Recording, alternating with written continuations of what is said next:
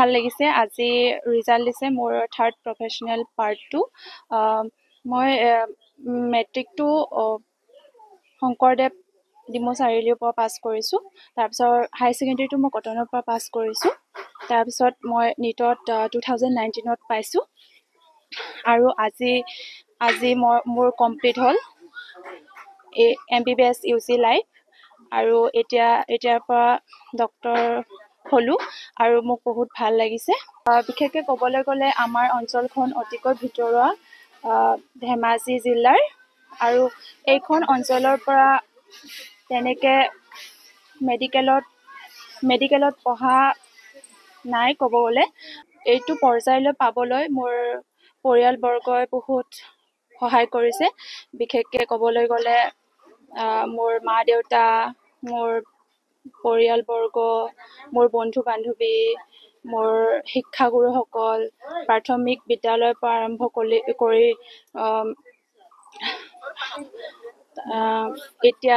medical কলেজলৈকে যিমানজন শিক্ষাগুৰু পাইছোঁ চব শিক্ষাগুৰুৰে বহুত অৱদান আছে চবে মোক বহুত সহায় কৰিছে মই ইয়াৰ জৰিয়তে সকলোকে ধন্যবাদ জ্ঞাপন কৰিছোঁ এতিয়াতো ইণ্টাৰ্ণশ্বিপ হ'ব কলেজতে তাৰপিছত ৰুৰেল পষ্টিং হ'ব তাৰপিছত মই PGৰ কাৰণে এক্সাম দিম তো PGটো মোৰ যিটো ড্ৰিম ছাবজেক্ট তাত ল'বলৈ ট্ৰাই কৰিম তাৰপিছত বিশেষকৈ মই মোৰ সমাজৰ কাৰণে কাম কৰিব বিচাৰোঁ দুখীয়াসকলৰ চিকিৎসা এইবিলাকৰ আৰু বিশেষকৈ আমাৰ ভিতৰুৱা অঞ্চলত বহুত দুখীয়া মানুহে বহুত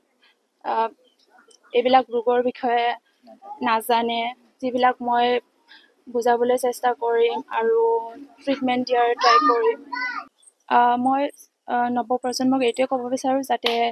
ভালকৈ কষ্ট কৰে নিজৰ লক্ষ্যটো থিৰ কৰি লয় তাৰপিছত কষ্ট কৰি যায় চেষ্টা ৰখাই থৈ একো নাই সেইটোৱে মূল মন্ত্ৰ হয় মোৰ আৰু বাকীসকলে যাতে এইটো লয় নৱপ্ৰজন্মই কিয়নো চেষ্টাৰ ৰখাই থৈ একো নাই যদি চেষ্টা কৰে তাৰ ফলটো পাবই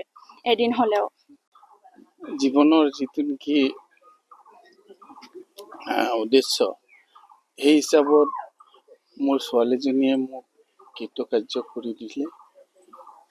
সেইটো ৰিজাল্টটো আজি শুনি মই কান্দিম নে হাঁহিম নে সুখত আৰু তেনেকৈ বিশেষকৈ ছোৱালীজনী মই নিজে খোলা ভেঞ্চাৰ স্কুলখনতে পঢ়াই আমাৰ কাশীনাথ সৰ্বোদয় ME স্কুলত পঢ়ি শেষত ডিমৌ শংকৰদেৱ শিশু নিকেতনত পঢ়িলে কিন্তু আণ্ডাৰ চিমেণ্টমুখ হাইস্কুলৰ আণ্ডাৰ এনেকৈ পঢ়ি তাই কটনত ছিট পালে কটনত ছিট পাই 2 বছৰ হায়াৰ ছেকেণ্ডেৰী পাছ কৰাৰ পিছত তাই ট্ৰাই কৰি প্ৰথমবাৰত অৱশ্যে নীটত ইমান ভাল নহ'ল কিন্তু পিছৰ বাৰত তাই যেনেকৈ বিচাৰিছে তেনেকৈ নম্বৰ পাই তেজপুৰত ছিটটো ল'লে বিশেষকৈ এগৰাকী জীয়েকক আপুনি এনেকৈ বাহিৰলৈ ওলাবলগীয়া হ'ল এই চিন্তাটা আপোনাৰ মনত কেনেকুৱা আহে নাই বিশেষকৈ মোৰ ছোৱালীজনীৰ সকলো ফালে চাই মোক ইমান বেয়া লগা নাই কেলেনো তাই বাহিৰত পঢ়ি কিনি ভাল পাইছে আৰু কটনত থাকোঁতে গুৱাহাটীৰ নিচিনা মহানগৰত বিশেষকৈ আমাৰ অসমৰ ভিতৰতে ডাঙৰ মহানগৰ তাত থাকি প্ৰথমতে কিন্তু অলপ চিন্তা হৈছিলে আমাৰ কিন্তু পিছত গৈ বহুত ভাল পালে তাৰমানে সকলো দিশতে তাৰমানে আগবাঢ়ি গ'ল আৰু তেনেকৈ গুৱাহাটীত থকাৰ কাৰণে হয়তো নীট বা এনেকৈ প্ৰতিযোগিতামূলক পৰীক্ষাত তাৰমানে ভাল ফল দিবলৈ পৰা হয় ছোৱালীজনী আজি ৰিজাল্ট ওলাইখিনি